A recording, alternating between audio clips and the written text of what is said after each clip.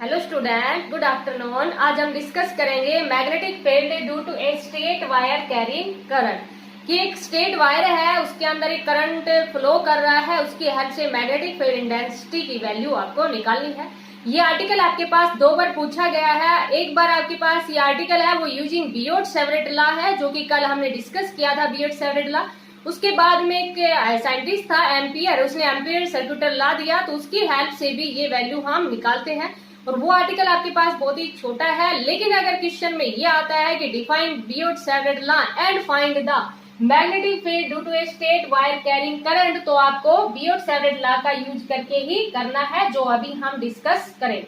अब देखो यहाँ पर आपके पास क्या है कि स्ट्रेट वायर कैरी करंट है, मीन्स एक कंडक्टर है, उसके अंदर करंट फ्लो कर रहा है, लेकिन ना तो यहाँ पर इनफाइनाइटली लेंथ का कंडक्टर दिया हुआ है और ना ही फाइनाइट का दिया हुआ है। तो हम पहले क्या ले लेते हैं कि कितनी भी लेंथ उस कंडक्टर की ले लेते हैं, उसके बाद में स्पेशल केस लगा देंगे कि एक बार तो स्पेशल केस लगा देंगे कि उसकी इनफाइनाइटली लेंथ है, और सेकेंड हम लगा देंगे कि उसकी फाइनाइट लेंथ है। तो देखो पहले हम मान लेते हैं, let us consider a conductor.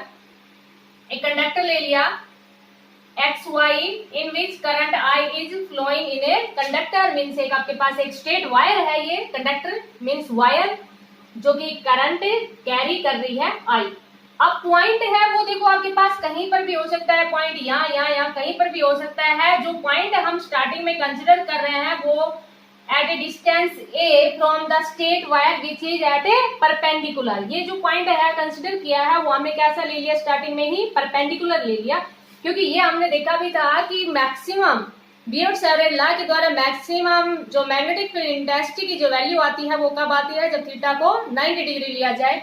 लेकिन देखो ये कंडक्टर है, उसकी लेंथ कितनी भी हो सकती है, इससे एंगल ही तो 90 डिग्री लिया है, ये तो जरूरी नहीं है कि बराबर बराबर लेंथ हो दोनों तरफ।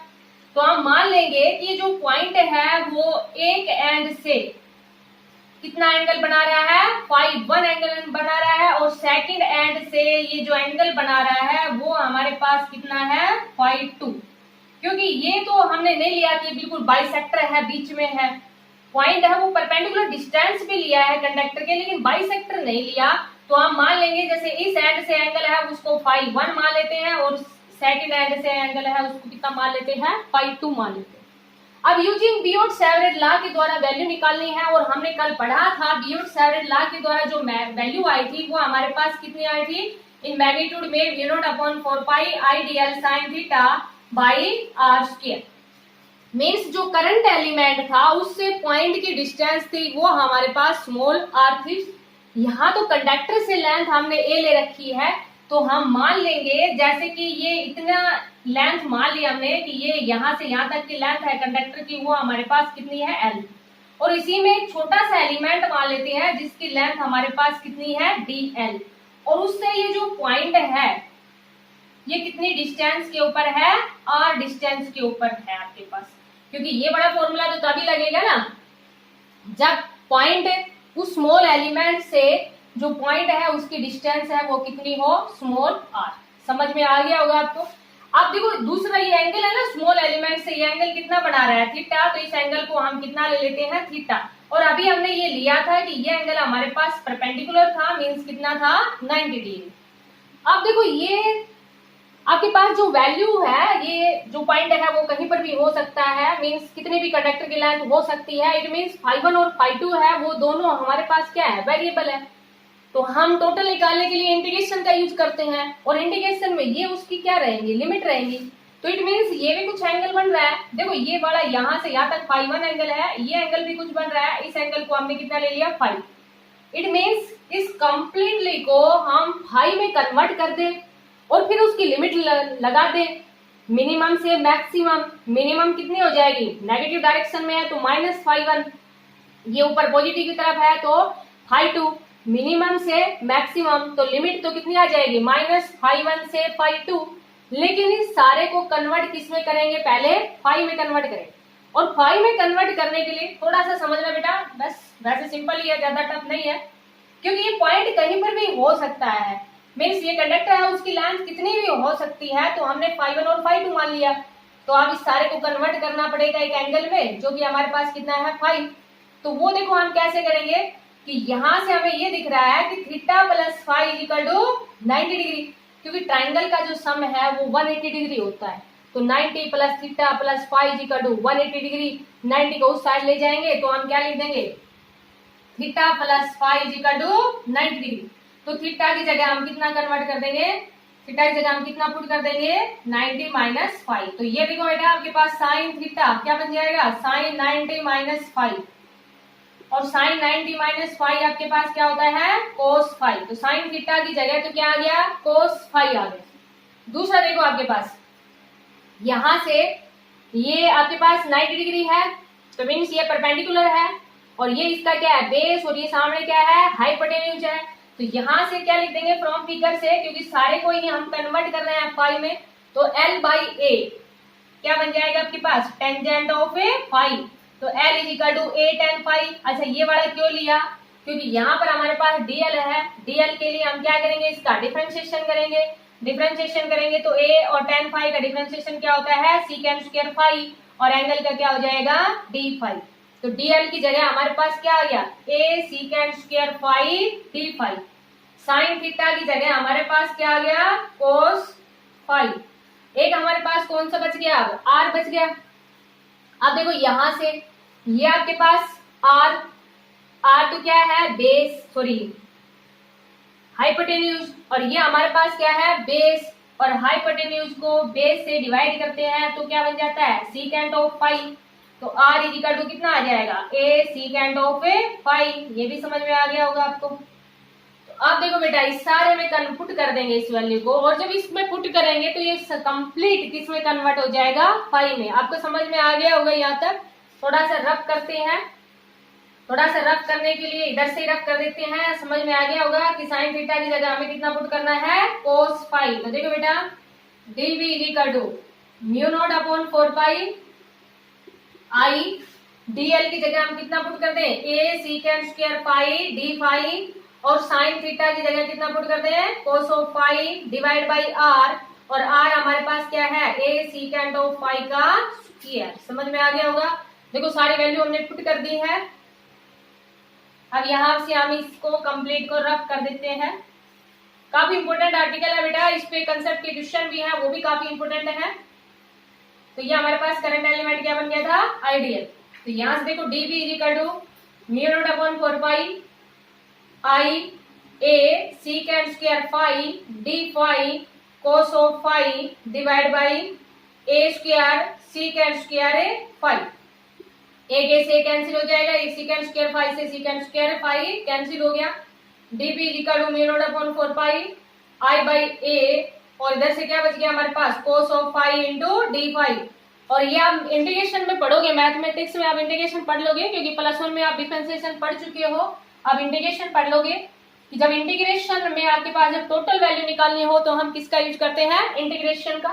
तो अभी देखो ये db इज इक्वल टू हमारे पास इसके इक्वल है, तो हम क्या करें, आप इंटीग्रेटिंग है बोथ साइड। ये समझ दिख रही होगा आपको, यहाँ से इंटीग्रेटिंग है बोथ साइड। अच्छा बेटे देखो जो इंटीग्रेशन है चेंज कौन हो रहा है, फाइव, और फाइव की वैल्यू है वो मिनिमम से मैक्सिमम कितनी है, -5 से 5 और db का इंटीग्रेशन करेंगे तो कितना आ जाएगा, b mu naught upon 4 pi I by a।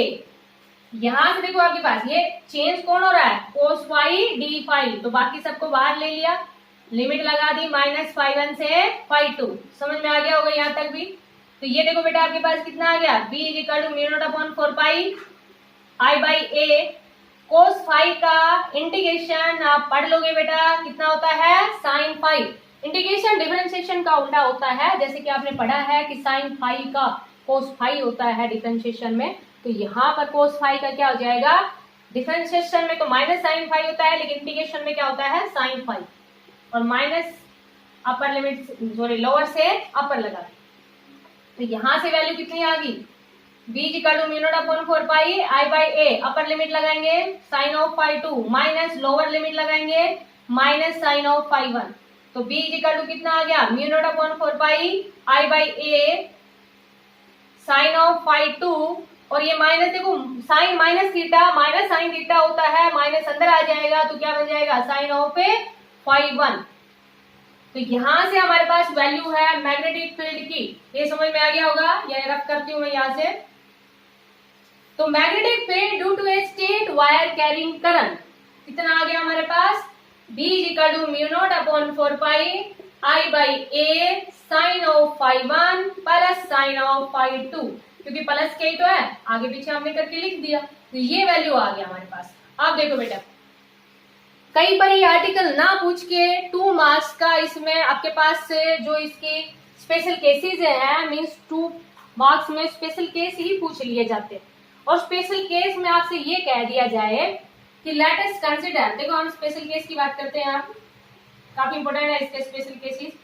Late us consider X Y of infinite length, X Y जो कंडक्टर है उसकी लेंथ कैसी है, इनफाइनाइट लेंथ है, and point P lies near the centre of conductor.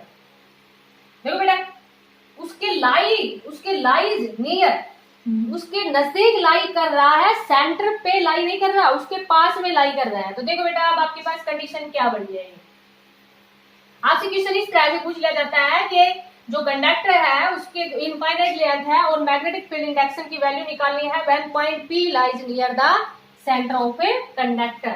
तो देखो बेटा, आपके पास क्या हो जाएगा, ये देखो इनफाइनाइटली लेंथ है और ये पॉइंट यहां ना रह के इसके, जैसे मान लीजिए सेंटर था बहुत ज्यादा बड़ा है, देखो ये बहुत काफी ज्यादा बड़ा है और ये इसके पास में लाई कर रहा है। क्या देखेंगे आप कि जो ये एंगल था आपके पास फाई 1 और फाई 2, देखो जैसे यहाँ लाई कर रहा है, तो जब इतनी दूर से आप देखेंगे तो ये एंगल आपको 90 डिग्री बनता हुआ नजर आएगा, और दूसरे एंड से भी आपके पास ये जो एंगल है वो कितना बनता हुआ नजर आएगा, 90 डिग्री। आप करके देखना, काफी बड़ी लाइन लेना, उसके बाद में पॉइंट को सेंटर पे मत रखना, उसके पास में रखना है, point P lies near the centre of conductor. तो यहाँ जब इस केस के अंदर हमारे पास क्या होंगे कि दोनों ही एंगल कितने बनते हुए नजर आएंगे, 90 डिग्री। जब ये वाला केस लगाएंगे, हम समझ में आ गया होगा फर्स्ट केस, तो 90 डिग्री, तो 90 डिग्री वैल्यू लगाएंगे तो वैल्यू कितनी आ जाएगी, mu not upon 4 pi I by a sine 90 plus sine 90, 1 plus 1 कितना हो जाएगा 2। अच्छा, ये वैल्यू हम आगे दूसरे मेथड से, जैसे आपको बताया था एम्पियर सर्कुलर लॉ, उसके द्वारा भी हम निकालेंगे। और ये न्यूमेरिकल के लिए, ये तो आप ध्यान रखना बेटा, जब भी न्यूमेरिकल्स आप करते हैं तो उसके लिए फॉर्मूले आपको डायरेक्ट याद होने ही चाहिए। कभी ये कहो कि रट्टाफिकेशन हो जाएगी, रट्टाफिकेशन समझो इसको, लेकिन अगर फॉर्मूले आपको याद है तो न्यूमेरिकल आप इजिली कर पाओगे। इस यूनिट के न्यूमेरिकल थोड़े से टफ रहेंगे तो उसमें फॉर्मूले आपको याद करने ही करने पड़ेंगे। तो बहन देखो क्या कहा फर्स्ट केस में कि let X Y of infinitely length का कंडक्टर था और point P lies near the centre of conductor, then value हमारे पास कितनी आ गई, B equal to mu not upon 4 pi 2I by A, और ये फॉर्मूला आपको डायरेक्ट लर्न करना है एक आर्टिकल के लिए। सेकंड केस में देखो बेटा, सेकंड केस में ये कह दिया कंडक्टर है वो इनफाइनाइटली लेंथ का ही है, late us consider a conductor of infinitely length तो उसकी इनफाइनाइटली ही है, but point P lies near one end of the conductor, one end of conductor means या तो पॉइंट X के पास लाई कर रहा है या पॉइंट किसके पास लाई कर रहा है, Y के पास लाई कर रहा है। समझ आया बेटा, इनफाइनाइटली लेंथ का कंडक्टर है लेकिन पॉइंट P है वो या तो Y कंडक्टर के पास में लाई कर रहा है, Y एंड के पास में लाई कर रहा है, या X एंड के पास में लाई कर रहा है, उसके ऊपर लाई नहीं कर रहा, पास में लाई कर रहा है, नजदीक ही है बिल्कुल। तो देखो बेटा, आप वही कंडीशन अगेन मान लेंगे कि जैसे कि इनफाइनाइटली लेंथ का कंडक्टर है और ये पॉइंट यहां लाई कर रहा है, तो जब दूसरे एंड से आप देखेंगे इतनी दूर से एंगल, तो वो तो आपके पास 90 डिग्री का बनता हुआ नजर आएगा, लेकिन जो जैसे कि मान लीजिए x से एंगल कितना था फाई 1, तो फाई 1 तो आपको 90 नजर आएगा, लेकिन फाई 2 आपके पास कितना नजर आएगा, 0। ये तो कब कंडीशन है, जब पॉइंट y के पास में लाई कर रहा है। अब पॉइंट x के पास में लाई कर रहा है, तो x के पास में लाई कर रहा है तो फाई 1 0 हो जाएगा और फाई 2 आपके पास कितना हो जाएगा, 90 डिग्री। समझ में आ गया होगा, जब x के पास लाई करता है तो ये कंडीशन, और जब y के पास लाई करेगा तो ये कंडीशन, आप इसको थोड़ा सा एक बड़ा सा कंडक्टर नोटबुक में रिप्रेजेंट करके देखना, आपको इस तरह की कंडीशन ही नजर आएगी। तो देखो बेटा, अब मैग्नेटिक फील्ड इंडक्शन की वैल्यू है वो कितनी हो जाएगी, एक एंगल आपके पास 90 डिग्री का हो गया और दूसरा एंगल आपके पास कितना हो गया 0 डिग्री, और साइन 0 की वैल्यू कितनी होती है 0। तो मैग्नेटिक फील्ड इंडक्शन की जो वैल्यू है वो हमारे पास कितनी आ जाएगी I/A। समझ में आ गया होगा बेटा। थर्ड केस देखो, थर्ड केस में ये कह दिया कि ये जो कंडक्टर है उसकी फाइनाइट लेंथ है, जैसे कि कंडक्टर है उसकी फाइनाइट लेंथ है, मान लिया हमने लेंथ कितनी है L, और पॉइंट P है वो बिल्कुल बाइसेक्टर पे लाई कर रहा है। बाइसेक्टर का मतलब जानते हो ना, आधा आधा कट कर देना। Point P lies on the bisector of conductor. तो देखो बेटा, अब एंगल है दोनों तरफ से φ1 और φ2, वो कितने हो जाएंगे फाई और फाई बराबर, तो एंगल हो जाएंगे दोनों। और ये हमारे पास कितना था A, तो यहां से हम क्या कह देंगे φ1 और φ2 की वैल्यू कितनी आ जाएगी 5, क्योंकि क्या कहा कि when the conductor of finite length, conductor है उसकी फाइनाइट लेंथ है, and point P lies on the bisector of the conductor. Point P है वो कहां पे लाई कर रहा है बाइसेक्टर, बीचों बीच लाई कर रहा है। तो इस केस के अंदर आप बेटा देखो, ये आपके पास φ1 और φ2 फाई हो गया, मीन्स आपके पास ये वैल्यू है वो कितनी आ जाएगी μ0 अपॉन 4 पाई I/A, और ये sine phi plus sine phi तो कितना आ जाएगा 2 sine of phi. It means अब हमें क्या निकालना है, साइन ऑफ फाई निकालना है। तो साइन फाई क्या हो जाएगा, देखो ये L/2, ये L, तो ये L/2 का स्क्वायर प्लस A का स्क्वायर। समझ आ गया। तो साइन फाई क्या होता है परपेंडिकुलर बाई हाइपोटेन्यूज। हाइपोटेन्यूज कितना है L/2 का स्क्वायर और प्लस A स्क्वायर का रूट। समझ में आ गया बेटा। देखो ये A square plus B square इसके इक्वली तो होता है, मीन्स A का स्क्वायर प्लस L/2 का होल स्क्वायर इजिकल टू ये आ जाएगा। तो अब यहां से देखो साइन फाई, थोड़ा सा इसको सोल्व कर लेते हैं। Sine phi is equal to L/2, LCM ले लेंगे, L स्क्वायर बाई 4 प्लस A स्क्वायर, तो ये कितना आ जाएगा sine phi is equal to L/2 L square plus 4A square का रूट, और 4 का रूट कितना हो जाएगा 2, तो ये 2 से 2 कैंसिल हो जाएगा। तो साइन फाई की वैल्यू है वो हमारे पास कितनी आ जाएगी μ0 अपॉन 4 पाई I/A, 2 ये आगे ले लिया, और साइन फाई की वैल्यू कितनी आ जाएगी L upon √ L square plus 4A square.